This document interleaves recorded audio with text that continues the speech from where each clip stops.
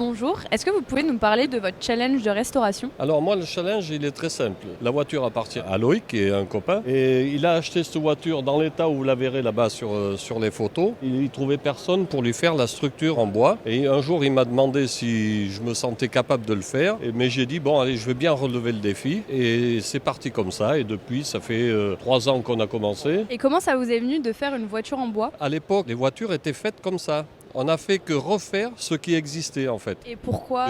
C'est comme tous les gens qui restaurent des voitures anciennes, tout simplement. Est-ce que c'est une voiture qui fonctionne à l'électrique ou alors c'est une voiture thermique? Ah, c'est une voiture thermique qui fonctionne comme à l'origine. Elle va être refaite comme à l'origine. Et d'ailleurs, Loïc compte bien la faire expertiser pour la faire ce qu'on appelle à l'état concours, c'est-à-dire conforme, mais complètement conforme à l'identique. Et donc là, elle est totalement finie ou il reste des travaux à faire? Là, il faut qu'on fasse la deuxième partie de la carrosserie, ensuite tout l'intérieur. Si on trouvait une couturière bénévole qui veut bien venir nous apprendre la couture, ça nous arrangerait en fait. Restaurer une voiture est un véritable défi et parfois il est indispensable de recréer complètement certaines pièces comme les pédales. Des caoutchoucs des pédales qui ont le logo de la marque Chenard et Walker.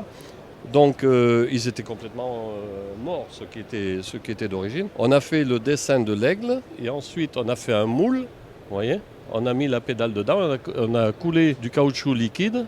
Enfin, le moule est fait avec une imprimante 3D. Et on a coulé du caoutchouc liquide et vous voyez, ça a donné ce résultat. Mais pour la mécanique, le moteur a été refait entièrement à neuf.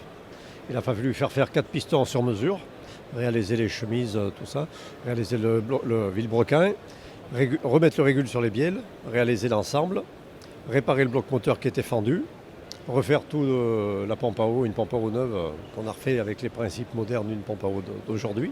Refaire le faisceau électrique avec les fils d'époque, les fils coton et les gaines d'Écosse d'origine Chenard et Walker pour remettre tout conforme à l'identique, à l'origine. Et bah c'est un très beau travail et très minutieux. Oui, merci.